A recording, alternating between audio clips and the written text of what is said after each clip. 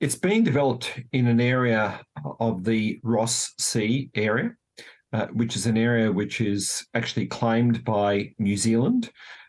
So it's in the vicinity of the New Zealand Antarctic base, but also the large American base at McMurdo Sound. And is it? Do they have the permission to develop it? It's not as if it's not within the realms of their, their rights to develop this base. Oh, most certainly. China has gone through all of the relevant compliance requirements under the Antarctic Treaty, and most importantly, the relevant environmental requirements that are expected of any party to the treaty under the Madrid Protocol. So China just can't build this base wherever it wishes. It needs to meet the relevant compliance requirements, and it's certainly done so. Yeah. So now there are people saying that this gives them some advantage, this particular positioning. Does it, in your view? Look, it's certainly strategically located. That needs to be acknowledged. But the fact of the matter is that in the current environment in Antarctica, any new scientific research base is going to be strategically located for the country that's building that particular base. And when we talk about strategic location, it's predominantly seen through the lens of a potential claim to sovereignty or territoriality over Antarctica, but it's also seen from the perspective of the advantage of advancing scientific research, but also in terms of its co-location to other significant scientific bases. And certainly the Chinese base is, as I've said, relatively co-located towards New Zealand and the very large US base at McMurdo Sound. Yeah. So then, this issue of it being used not as a scientific research base, but one for surveillance, do you think it's likely? How uncommon would this be for any nation to use an Antarctic base for surveillance? Look, at the end of the day, any new Antarctic base will be engaged in some level of surveillance of the activities of neighbouring bases. On the Antarctic Peninsula, for example, where there are many, many bases, that occurs on a regular basis.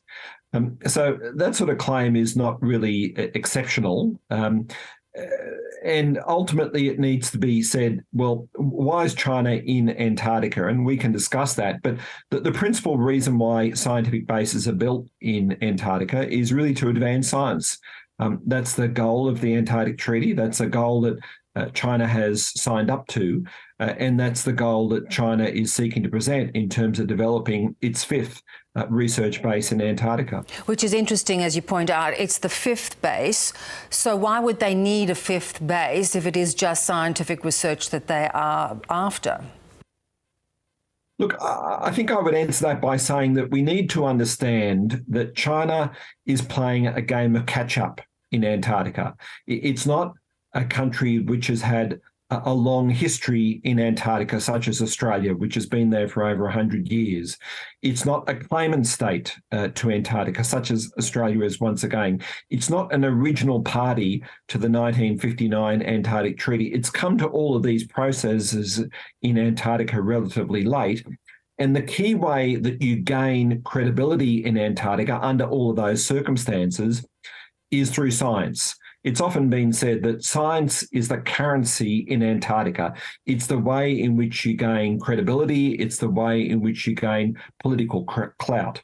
Now, to a degree, because China has been playing a game of catch-up, the development of 5 scientific bases might seem remarkable, but it's one way in which China has been able to demonstrate its scientific credibility and its commitment to Antarctic research, which is what the whole Antarctic Treaty framework and obviously the key activity in Antarctica is driven around. Yeah, so when you posed the question, why does China want to be in Antarctica, what would your answer be?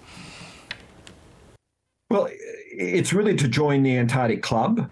It's also to meet the status of the other permanent members of the UN Security Council because the United States, Russia, France, and the United Kingdom were all original parties to the Antarctic Treaty.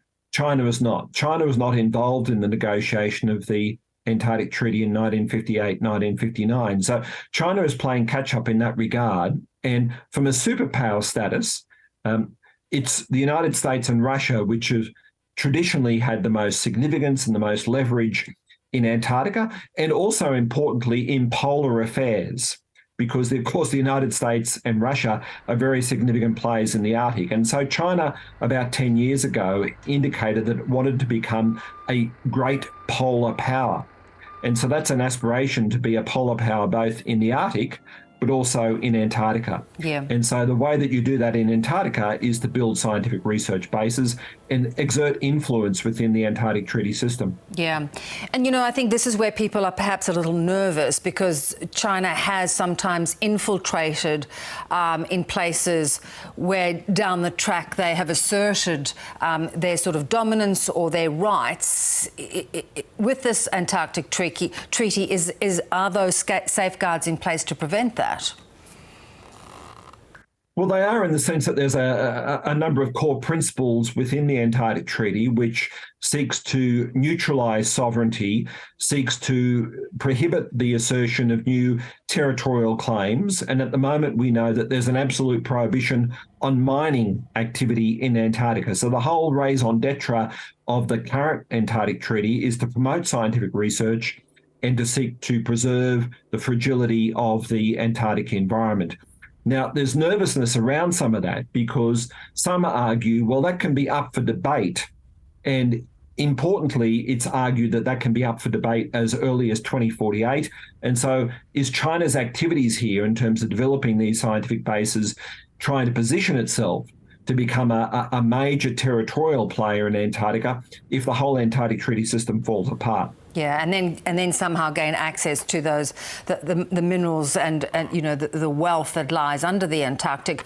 So what can the dominant Antarctic powers do to prevent that and further protect it?